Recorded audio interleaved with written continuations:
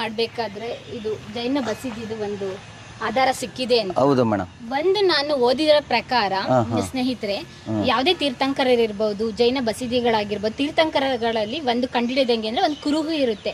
ಅವರು ಜೈನ ಬಸದಿದ ಒಂದು ಲಾಂಛನ ಅವರ ಒಂದು ಇರುತ್ತೆ, ಅವರ ಸ್ಟ್ಯಾಚು ಅಥವಾ ಈ ತರ ಒಂದು ಕೆತ್ತನೆ ಕೆಳಗಡೆ. ಬಟ್ ಇಲ್ಲಿ ಇಲ್ಲ. ನಾಗರಾಜ ನಾಯ್ಕರು ಎಲ್ಲ ವಿಷಯ ಹೇಳಿದ್ರು. ಈ ತೀರ್ಥಂಕರ ಆಚೆಗೆ ಹೇಗೆ ಬಂತ ಅನ್ನೋದೇ ಒಂದು ಕತೆ. ಹೌದು. ಎಚ್ ಸಿ ಮಾದೇವಪ್ಪ ಅಂತ, ಡಾಕ್ಟರ್ ಎಚ್ ಸಿ ಮಾದೇವಪ್ಪ ಸಿದ್ದರಾಮಯ್ಯನವರ ಕಾಂಗ್ರೆಸ್ ಸರ್ಕಾರದಲ್ಲಿ ಮಂತ್ರಿಯಾಗಿದ್ದರು. ಅವ್ರು ಹುಟ್ಟುದು ಊರಂತ ಇದು 16. ನೀನು ಪಾಳೆಗಾರೇನ್ರಿ ಅಂತಂದೆ. ಇಲ್ಲಪ್ಪ, ನಾನು ಬಡ ದಲಿತ ರೈತನ ಮಗ ಅಂತ ಹೇಳಿದ್ರು. ಈ ದೇವಸ್ಥಾನ ಶಿಥಿಲವಾಗಿತ್ತು. ಇಂಜಿನಿಯರ್ಗಳಿಗೆ ರಿಪೇರಿ ಮಾಡೋಕ್ಕೆ ಹೇಳಿದರು. ಅವರು ಎಲ್ಲಕ್ಕೂ ಟೈಲ್ಸ್ ಹಾಕಿದ್ರು. ನಮ್ಮ ಇಂಜಿನಿಯರ್ಗಳು ಎಂಥ ತಜ್ಞರು ಅಂದರೆ ಕಲ್ಲು ಕಂಬಕ್ಕೂ ಟೈಲ್ಸ್ ಹಾಕ್ತಾರೆ. ಕಮಿಷನ್ ಬರಬೇಕಲ್ಲ. ಟೇಸ್ಟ್ ಇಲ್ಲ, ಹೆರಿಟೇಜು ಏನು ಅಂತ ಗೊತ್ತಿಲ್ಲ. ಕಲ್ಲು ಕಂಬಕ್ಕೆ ಯಾರು ಹಾಕ್ತಾರೆ? ರಾ ಕಲ್ಲು ಕಂಬ ಒಳಗಿದೆ. ಹಾಸ್ಯ ಮಾಡಿದ್ಮೇಲೆ ಬೀಳುವಂಗಿದೆ, ಗರ್ಭಗುಡಿ ಗೋಡೆ ಎಲ್ಲ ಹೊಡೆದಾಕಿ ಬೇರೆ ಕಟ್ಟರೆ. ದೇವರಿಗೆ ಚೆನ್ನಕೇಶ್ವ ವೈಷ್ಣವ ದೇವರು ಟಾರ್ಪಾಲು ಗೋಣಿ ಚೀಲ ಎಲ್ಲ ಸುತ್ತಿ ಅವನಿಗೆ ಡ್ಯಾಮೇಜ್ ಆಗ್ದಂಗೆ ಎಲ್ಲ ರಿಪೇರಿ ಮಾಡಿ ಹೊಸದಾಗಿ ಗೋಡೆ ಕಟ್ಟಕ್ಕೆ ಹೊಡ್ತಾರೆ ಗರ್ಭಗುಡಿಗೆ. ಗೋಡೆ ಕಟ್ಟಬೇಕಾದ್ರೆ ಆಗಿಬೇಕಲ್ಲ. ಒಂದು ಗರ್ಭಗುಡಿ ಗೋಡೆ ಕಟ್ಟಕ್ಕೆ ಹೊರಟಾಗ ಒಂದು ಭಾಗದಲ್ಲಿ ಜೈನ ತೀರ್ಥಂಕರನ ಮೇಲ್ಭಾಗ ಇದೆ, ಇನ್ನೊಂದು ಕಡೆಯಲ್ಲಿ ನಡುವಿಂದ ಕೆಳಗಿದೆ. ಸಪ್ರೇಟ್ ಇತ್ತು, ಬೇರೆ ಬೇರೆ ಕಡೆ. ಅವರ ಪ್ರೇಮ ಇಲ್ಲ ದ್ವೇಷ, ಆತ್ಮೀಯತೆ ಎಷ್ಟಿತ್ತು ಅಂದರೆ ಒಟ್ಟಿಗೂ ಇಡೋಲ್ಲ. ಅಲ್ಲೂ ಅರ್ಧ ಒಂದು ಗೋಡೆ ಅಡೀಲಿ, ಇನ್ನರ್ಧ ಇನ್ನೊಂದು ಗೋಡೆ ಅಡೀಲಿ ಹಾಕಿ ಮಣ್ಣು ಮುಚ್ಚಿಬಿಟ್ಟು ಗೋಡೆ ಕಟ್ಬಿಟ್ರು. ಇದು 16 ಗ್ರಾಮದ ಇತಿಹಾಸವನ್ನು ಹೇಳೋದಕ್ಕೆ ರಾಜರಿದ್ದರು, ಯದುವಂಶ ಶುರು ಆಯಿತು ಅಂತ ಹೇಳ್ಬೋದು ಪಾಳೆಗಾರಿಕೆನ. ಅತಿ ಮುಖ್ಯವಾಗಿ ಇವನು ಯಾವಾಗ ಬಂದ? ಇವನು ಗೋಡೆ ಅಡಿಗೆ ಹೋಗ್ಬೇಕಾದ್ರೆ ತೀರ್ಥಂಕರ ಅವನನ್ನು ಒಡೆದ್ರು ಅಂತ ತಾನೆ. ಇವನ ಜೈನರ ಬಸದಿಲಿತ್ತು ಮುಂಚೆ. ಅನಂತರ ವಿಜಯನಗರ ಸೆಕೆಂಡ್ ಸ್ಟೇಜು 1585 ಬಹುಮನಿ ಇದೆಲ್ಲ ಹಾಳಾದ್ಮೇಲೆ, ವಿಜಯನಗರ ಹಾಳಾದ್ಮೇಲೆ ವೈಷ್ಣವರ ಆಳ್ವಿಕೆ ಶುರು ಆದಾಗ ಇದೆಲ್ಲೋ ಇದನ್ನು ಇಲ್ಲಿ ಚೆನ್ನಕೇಶವನ ಕಟ್ಟಿದ್ದಾರೆ. ನನಗೆ ಬಹಳ ತಮಾಷೆಯಾಗಿ ಈ ವಿಷಯಕ್ಕೆ ಸಂಬಂಧ ಪಡೆದವರು ಒಂದು ಮಾತು ನೀವು ಮಾಧ್ಯಮ ಅಂತ ಹೇಳೋದ್ರಿಂದ ಕೇಳ್ತೀನಿ. ಇವತ್ತು ಟಿ ವಿಲಿ ತೆಗೆದ್ರೆ ಮುಸ್ಲಿಂ ಮಸೀದಿಗಳಲ್ಲಿ ಹಿಂದೂ ಲಿಂಗ ಇದೆ, ಹಿಂದೂ ದೇವಸ್ಥಾನ ಹೊಡೆದು ಟಿಪ್ಪು ಸುಲ್ತಾನಲ್ಲಿ ಅಂಥದ್ದು ಮಸ್ಜಿದ್ ಕಟ್ಬಿಟ್ಟ.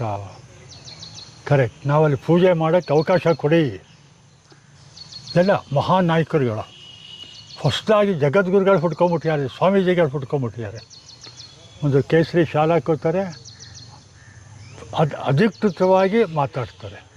ಆ ಮಸೀದಿಯಲ್ಲಿ ಟಿಪ್ಪು ಹೊಡೆದು ದೇವಸ್ಥಾನ ಆಯಿತು, ಹೊಡೆದು ಮಸೀದಿ ಕಟ್ತಾ, ಇನ್ನೊಬ್ಬ ಕಟ್ತಾ, ಔರಂಗಜೇಬ್ ಕಟ್ತಾ, ಶಾಜಹಾನ್ ಕಟ್ತಾ ಅಂತ ಹೇಳ್ತಾರೆ. ಅಲ್ಲಿ ನಾವು ದೇವರ ಪ್ರತಿಷ್ಠಾಪನೆ ಮಾಡಿ ಪೂಜೆ ಮಾಡೋದಕ್ಕೆ ಅವಕಾಶ ಕೊಡಿ ಅಂತ ಕೇಳ್ತಾರೆ. ಟಿ ವಿಲಿ ದಿನ ನೋಡ್ತೀವಿ. ಸರ್ಕಾರಕ್ಕೆ ಎಚ್ಚರಿಕೆ ಕೊಡ್ತಾರೆ, ಒಂದು ವಾರದಲ್ಲಿ ನೀವು ನಮ್ಗೆ ಅವಕಾಶ ಕೊಡದೇ ನಿಮ್ಗೆ ಉಳ್ಗಾಡ್ಬಿಲ್ಲ ಅಂತಾನೆ. ನಾನು ಅದೇ ಹಿಂದೂ ಪರ ಹೋರಾಟವನ್ನು ಕೇಳ್ತೀನಿ.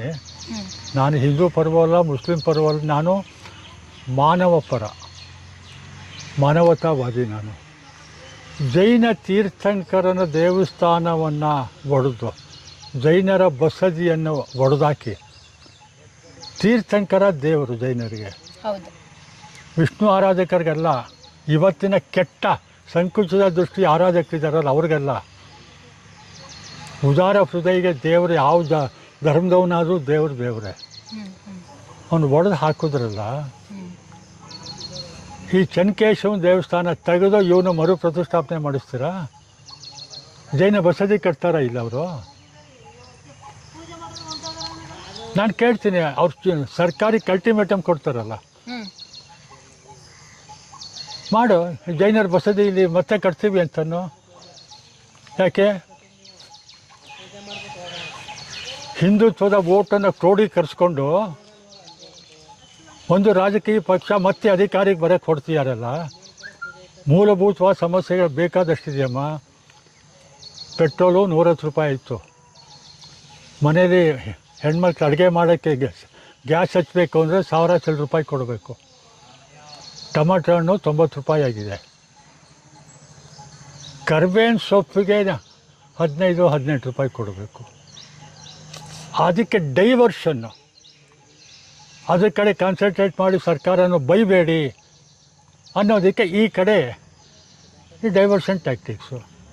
ಆ ಹಿಂದುತ್ವವಾದಿಗಳಿಗೆ ನಾನು ಕೇಳ್ತೀನಿ, ಏನು ರಿಕ್ವೆಸ್ಟ್ ಮಾಡಬೇಕು, ಚಾಲೆಂಜ್ ಮಾಡಬೇಕು, ಬಾರ್ರಿ ನಾನೇ ಕರ್ಕೊಂಬರ್ತೀನಿ ಅವ್ರನ್ನ ಕಾರಲ್ಲಿ.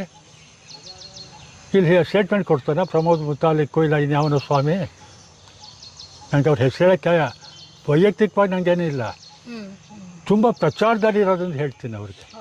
ಹಾಗಾದ್ರೆ ಇದನ್ನ ನೋಡಿದ್ರೆ ಗೊತ್ತಾಗ್ತದೆ ಯಾವಾಗ ಬಂದದ್ದು ಇದು ಯಾವಾಗ ಅದನ್ನ ಕೆಡವಾಕಿನೇ ಜೈನರ ಬಸತಿಯನ್ನು ಒಡೆದು ತೀರ್ಥಂಕರನ ಮಧ್ಯಕ್ಕೆ ಮುರಿದು ಮಣ್ಣಲ್ಲಿ ಹೂತ್ ಹಾಕಿ ನೀವು ವೈಷ್ಣವರ ದೇವಸ್ಥಾನ, ಚೆನ್ನಕೇಶ್ವರ ದೇವಸ್ಥಾನ ಕಟ್ಟಿದ್ದಾರೆ. ಇವರೆಲ್ಲ ಕಟ್ಟಿದವರು 16ನೇ ಶತಮಾನದಲ್ಲಿ ಕಟ್ಟಿದ್ದಾರೆ. ಇದು ಯಾವಾಗ? ಅದಕ್ಕಿಂತ ಮುಂಚೆ. ಅದಕ್ಕಿಂತ ಮುಂಚೆ 4ನೇ ಶತಮಾನ 5ನೇ ಶತಮಾನ ಇಲ್ಲಿ ಗಂಗರ ಆಳ್ವಿಕೆ ಇತ್ತು. ಎಲ್ಲರೂ ಜೈನರು. 2-3ನೇ ಶತಮಾನದಿಂದ 9ನೇ ಶತಮಾನದವರೆಗೂ 10ನೇ ಶತಮಾನದವರೆಗೂ ಇತ್ತು ಗಂಗರು. ಇದೆಲ್ಲ ಗಂಗರ ಅಕ್ಕಪಕ್ಕ ಇರೋದೆಲ್ಲ ಗಂಗರ ಆಳ್ಕೆನೇ ಇಲ್ಲಿ. ಸರಿ, ಶಾಸನ ಈ ಶಾಸನ ನಾವು ಸೆಂಟ್ರಲ್ ಆರ್ಕಿಯಾಲಜಿ ಡಿಪಾರ್ಟ್ಮೆಂಟ್ಲಿ ಅಲ್ಲಿ ನಮ್ಮ ಸ್ನೇಹಿತರಿದ್ದಾರೆ. ಅವರು ಇದನ್ನು ಬಂದು ಇದೇ ಫೋಟೋ ತಗೊಂಡು ಇಲ್ಲಿ 5-6 ಶಾಸನಗಳ ಫೋಟೋ ತಗೊಂಡು ಕೊಟ್ಟು ಇದ್ರ ಲಿಪಿ ನಮ್ಮ ಹತ್ರ ಇದೆ. ಇದ್ರ ಬಗ್ಗೆ ದೇವಸ್ಥಾನ ಸ್ಥಾಪನೆ ಆದ ಬಗ್ಗೆ, ಯಾವ ದೇವಸ್ಥಾನ? ಚೆನ್ನಕೇಶ್ವರ ದೇವಸ್ಥಾನ ಸ್ಥಾಪನೆ ಆದ ಬಗ್ಗೆ, ಅದ್ರ ಬಗ್ಗೆ ಧರ್ಮ ಪ್ರಚಾರ, ದೇವಸ್ಥಾನದ ಬಗ್ಗೆ, ಸ್ಥಾಪನೆ ಆದ್ರ ಬಗ್ಗೆ. ಎಷ್ಟನೇ ವರ್ಷ ಅಂತ ವರ್ಷ ಇಲ್ಲ ಅದರಲ್ಲಿ. ಯಾರು ಕಟ್ಟಿದ್ದು ಅಂತ ಇದೆಯಾ? ಜೈನರ ಆಳ್ವಿಕೆಯಲ್ಲಿ ಕೊಟ್ಟಿದೆ. ರಾಜನ ಹೆಸರು ಹಾಕಿಲ್ಲ ಅಲ್ಲಿ, ಯಾರು ಆಳ್ವಿಕೆ ಅಂತಿಲ್ಲ. ಎಲ್ಲ ಇಲ್ಲಿ ತಮಾಷೆ, ಅಲ್ಲಿ ಯಾರೋ ಮುಂದೆ ಲೈಟ್ ಹಾಕ್ಬಿಟ್ಟು ಕೊಡುಗೆ ಇಂಥವ್ರದ್ದು ಅಂತ ಹಾಕ್ಕೊಂಡಿದ್ದಾರೆ. ಹಿಂದಿನ ಕಾಲದಲ್ಲಿ ದೇವಸ್ಥಾನ ಕಟ್ಟಿದವನು ತನ್ನ ಹೆಸರು ಬೋರ್ಡ್ ಹಾಕ್ತಿರ್ಲಿಲ್ಲ. ಅದು ಅವ್ರ ದೊಡ್ಡ ಗುಣ. ಈಗಿನವ್ರು ದೊಡ್ಡ ಗುಣ. 4 ಲೈಟ್ ಕೊಟ್ಟು 4 ಲೈಟ್ ಕೊಡುಗೆ ನಂದು ಅಂತ ಒಂದು ಬೋರ್ಡ್ ಹಾಕ್ಬಿಟ್ಟು ಫೋಟೋ ಹಾಕೊಂಡ್ಬಿಡ್ತಾನೆ. ಇಲ್ಲಿ ಇದನ್ನು ಯಾಕೆ ಹೇಳ್ತಿದ್ದೀನಿ ಅಂದರೆ 16 ಗ್ರಾಮದಲ್ಲಿ ಮಣ್ಣಿನ ಒಳಗೆ ಮುಚ್ಚಿ ಹೋಗಿರುವಂಥ ಕಾಲಗತಿಯಲ್ಲಿ ಮುಚ್ಚಿ ಹೋಗಿರುವಂಥ ಇತಿಹಾಸ ಬೇಕಾದಷ್ಟಿದೆ. ಆ ಇತಿಹಾಸದಲ್ಲಿ ನಾವು ಹೇಳ್ತೀವಲ್ಲ, ಯದುವಂಶ, ಮೈಸೂರು ಅರಮನೆ ನೋಡ್ತೀವಿ. ಅರಮನೆ ಮೊದಲನೇ ಇಟ್ಕೆ ಇಲ್ಲಿಂದ ಶುರು ಆಗುತ್ತೆ 16ರಿಂದ. ಅದನ್ನು ಹೇಳಲ್ಲ, ಬೇಕಾಗಿಲ್ಲ. ಅದ್ದೂರಿ ಫ್ಲ್ಯಾಶ್ ಲೈಟಲ್ಲಿ ನಿಂತ್ಕೊಂಡು ಮಾತಾಡ್ಬಿಟ್ರೆ ಸಾಕು. ಬನ್ನಿ, ಯದುವಂಶದ ಇತಿಹಾಸನ ನಾವು ಹೇಳೋಣ, ನಮ್ಮ ಮಾಧ್ಯಮದ ಮುಖಾಂತರ ಹೇಳೋಣ. ಬನ್ನಿ ಸರ್. ಯದುವಂಶ, ಬನ್ನಿ ಸರ್. ಇವನು ಈ ಮುರುಕ್ಲು ಇವನು ಇಲ್ದಿದ್ರೆ, ತೀರ್ಥಂಕರ ಇಲ್ದ್ರೆ ಯದುವಂಶ ಶುರು ಆಯ್ತಿರ್ಲಿಲ್ಲ. ಓ ಹೌದಾ? ಓಕೆ, ಬನ್ನಿ ಆ ಬಗ್ಗೆ ಕೂತ್ಕೊಂಡು ಕಂಪ್ಲೀಟಾಗಿ ಮಾತಾಡೋಣ.